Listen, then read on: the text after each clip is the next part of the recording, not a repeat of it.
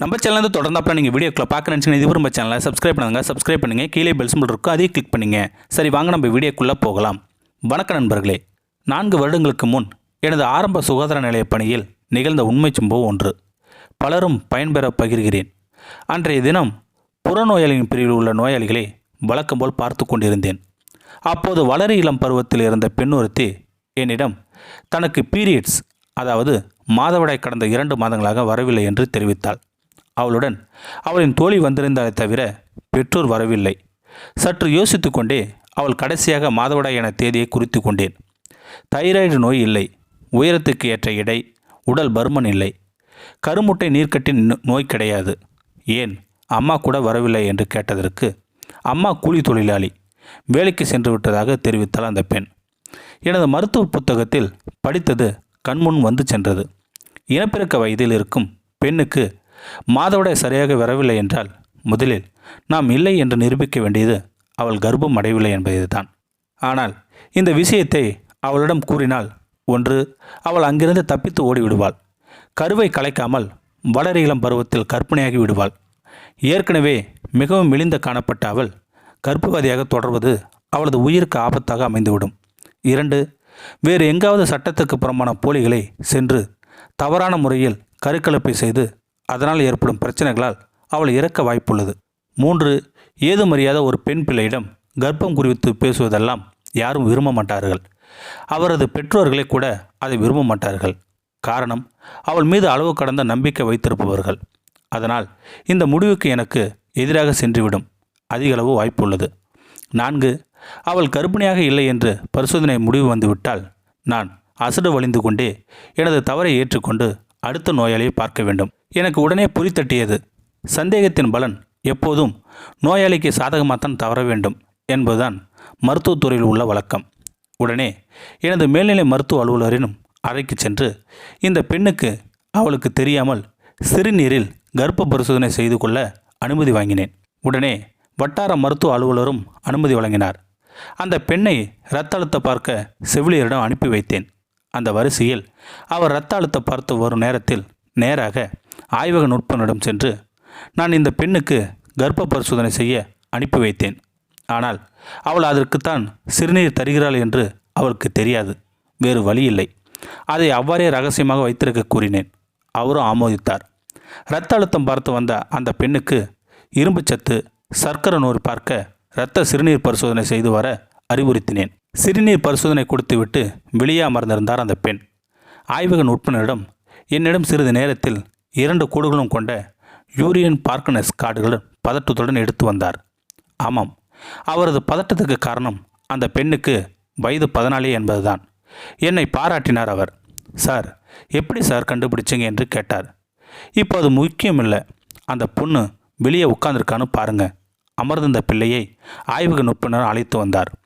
அந்த பிள்ளை என்னிடம் எவ்வித பதட்டமும் இல்லாமல், எனக்கு தைராய்டு நோய் இல்லை சார், என்ன சார் ஆச்சு, என்ன பிரச்சனை என்று கேட்கிறாள்.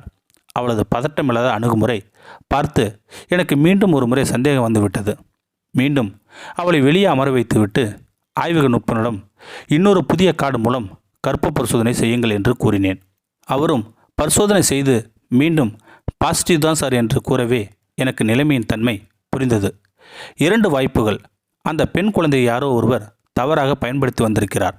அந்த பெண் குழந்தைக்கு தன்னுடன் உறவு கொள்பவர்கள்தான் கர்ப்பம் ஆகும் என்று கூட தெரிந்திருக்க வாய்ப்பு குறைவு. அல்லது அந்த பெண்ணுக்கு அத்தனையும் தெரியும், அதனால்தான் வசதியாக தனது தாயை விட்டுவிட்டு தாய்க்கு தெரியாமல் தனது வகுப்பு தோழியிடம் மட்டும் வந்திருக்கிறாள். இப்படி 2 விதமாக யோசித்து கொண்டே இருந்தேன் நான். எனக்கு முதல் வாய்ப்பு தான் அதிகம் இருக்கும் என்று பட்டது. சரி, என்னவோ இப்போதைக்கு இந்த பெண்ணிடம் நாம் கண்டறிந்ததை கூறுவது சரியாகாது என்று இவளது தாயிடம் தந்தையிடம் கூறுவதுதான் சரி என்று அவளை வீட்டுக்கு அனுப்பிவிட்டேன். நான் அவளிடம் கூறாமல் இருந்ததற்கு காரணம், ஒன்று, நான் நினைத்த முதல் காரணம் இருந்தால் அது அவளுக்கே தெரியாமல் நடந்த அதே விஷயமாக இருக்கும். இது அவளை பதட்டமடைய வைக்கும். மேலும் அவள் கூட வந்திருந்த தோழிக்கு விஷயம் தெரிந்துவிடும். இது நோயாளியின் இரகசிய காப்பு எதிராக சென்றுவிடும்.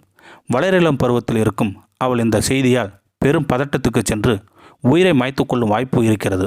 நான் நினைத்த 2வது காரணமாக இருந்தால் அவள் வீட்டுக்கு செல்வதற்கு முன் எங்காவது போலி ஆட்களிடம் சென்று சட்டம் அங்கீகாராத முறையில் ஆபரேஷன் செய்து கொண்டு அதனால் ஏற்படும் உதிரப்போக்கு, கிருமி தொற்று போன்ற காரணங்களால் இறக்க நேரிடும். இப்போது எத்தனை மாதங்கள் கர்ப்பம் என்று கூட சரியாக தெரியாது. இந்த சூழ்நிலையில் நான் அவளை கண்டுபிடித்து விட்டேன் என்று கூறுவதை விட அவளை அவள் போக்கில் விட்டு அவளது பெற்றோருக்கு தகவல் தருவதே சிறந்தது என்று முடிவுக்கு வந்தேன். நான் அவளை வீட்டுக்கு அனுப்பிவிட்டு அவள் புறநோயாளி சீட்டு பதிவு செய்ய கொடுத்த அலைபேசி எண்ணுக்கு தொடர்பு கொண்டேன். அப்படி ஒரு எண் இல்லை என்று வந்தது. அவள் கொடுத்த முகவரியில் கொண்டு கிராம சுகாதார செவிலியரை விசாரிக்க உடனே கூறினேன். அவள் கொடுத்த முகவரியில் அப்படி ஒரு நபரே இல்லை என்று தகவல் வந்தது. அதற்கடுத்து வந்த சில நாட்கள் எனக்கு மிகவும் பதட்டமானவையாக இருந்தன. அந்த பெண்ணை எப்படி கண்டறிவது என்று அவளது அடையாளங்களை மீட்டும் எனது கிராம சுகாதார செவிலியர்கள் அனைவருக்கும் கூறி அவளது இருப்பிடத்தை கண்டறிய கூறினேன். 3 நாட்களுக்கு பிறகும் அவளது இருப்பிடத்தை அறிய முடியவில்லை. தற்செயலாக புறநோயாளியின் பிரிவை விட்டு வெளியே வந்தேன். அப்போது வழக்கமாக எப்போதும் தினசரி மருத்துவமனைக்கு வரும் தாத்தா வெளியே அமர்ந்திருந்தார். எனக்கு இருந்த நினைவில் அந்த பெண் வந்திருந்த அன்றும் அவர் அந்த பெண்ணுக்கு அடுத்த ஆளாக வரிசையில் நின்று கொண்டிருந்தார். அந்த பெண்ணை விசாரிக்கும் போது நான் அதிக நேரம் எடுத்துக்கொண்டதை அடுத்த வரிசையில் நின்று கொண்டிருந்த அவர் கடுமையான முகத்துடன் பார்த்து கொண்டிருந்தார். அப்போது சத்தமாக புலம்பிக் கொண்டிருந்தார் அந்த தாத்தா. நான் கூட, ஏன் தாத்தா டெய்லியும் தான் வரீங்க, இந்த பிள்ளைக்கு என்ன நோயின்னு பார்க்குற வரைக்கும் உங்களுக்கு பொறுமை இல்லையா என்று நான் கூற, அவர் உடனே ஆமாமா சார், நல்லா பாருங்க, எங்கள் ஊர் புள்ள தான் என்று கூறியதை சட்டன் நினைவுக்கு வந்தது. ஓ இறைவா, நன்றி என்று தோன்றியது. இப்போது இன்னொரு சட்ட சிக்கல் இருக்கிறது. நேராக தாத்தாவிடம் அந்த பெண்ணின் வீடு குறித்து கேட்க முடியாது. காரணம், கிராமங்களுக்குள் எப்போதும் எதையாவது பற்றி புரளி பரவிக்கொண்டே இருக்கும். எனவே அவரை வழக்கம் போல அவரது பேருந்தில் போகவிட்டு எனது மருத்துவமனை ஊழியரை ஒருவரை அவருக்கு தெரியாமல் அவரை பின்தொடர்ந்து அவரது ஊரை அறிய சொன்னேன். அவரது ஊர் தெரிந்ததும் பிறகு அந்த ஊர் கிராம சுகாதார சேவையிடமிருந்து வளரிளம் பெண்கள் லிஸ்ட் வாங்கினேன். அதில் அந்த பெண்ணின் பெயரை தேடினேன். இல்லை, அந்த பெண் பெயரும் மறைத்து கொடுத்திருந்திருக்கிறாள். அந்த கிராமத்து வளர இளம் பெண்கள் அதிகம் படிக்கும் அரசு பள்ளி எது என்று அறிந்தால் கண்டறிய முடியும் என்று அந்த பள்ளிக்கு சென்று ஒரு சிறிய கேம்ப் நடத்தி கடைசியாக அவளை கண்டறிந்தேன். அவளது பெற்றோர் குறித்து முறையான ஆவணங்களை அவளது ஆசிரியரிடம் பெற்றுக்கொண்டேன். ஆசிரியரிடம் அவள் குறித்த ரகசியத்தை வெளியே கூறவில்லை. இது குறித்த சந்தேகம் வராமல் இருக்க ஒரே நேரத்தில் பல பெண்கள் பெற்றோர் மற்றும் முகவரி பெறப்பட்டது. அந்த பள்ளியில் அவளை சந்திக்கும் போது கூட அவள் என்னை முன்பின் அறியாதவள் போன்று காட்டிக்கொண்டாள். பிறகு அவளது பெற்றோரை அழைத்து விளக்கமாக கூறி அவர்கள் இது குறித்து முடிவெடுக்க அறிவுரை வழங்கப்பட்டது. அந்த பெண் பிள்ளை மருத்துவக் கல்லூரிக்கு அழைத்துச் செல்லப்பட்டு சட்டப்பூர்வமான ஆபரேஷன் செய்யப்பட்டது. அவளை உபயோகித்து வந்தவன் அவளது தாயின் உடன் பிறந்த சகோதரன். அவருக்கு ஏற்கனவே திருமணமாகி குழந்தைகள் இருக்கிறது. இருப்பினும் அவளை ஆசைக்கு வளைத்து உபயோகித்துள்ளான். அவன் மீது அவரது பெற்றோர்கள் சட்ட ரீதியான புகார் அளித்து கைது செய்யப்பட்டான். இவ்வாறு சாதாரணமாக தொடங்கிய விஷயம் பெரிய சங்கிலி தொடராக மாறி சுமார் 1 வாரம் எனது ஊன் உறக்கத்தை மறக்க செய்தது. அவளை கண்டறிந்தது, முறையான மருத்துவ சிகிச்சை அளித்து அவளை வேறு வழிகள் தடம் புரளாமல் பாதுகாத்து என்றும் என் வாழ்வில் மறக்க இயலாத தருணமாகும். இறைவனுக்கே புகழானது.